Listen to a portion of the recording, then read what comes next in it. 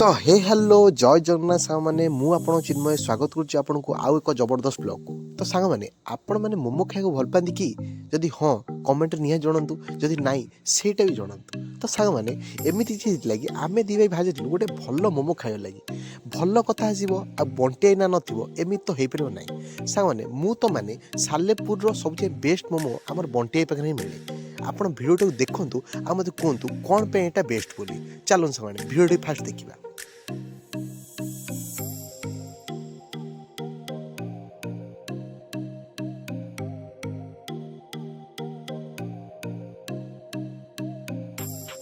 2000 वर्ष पारे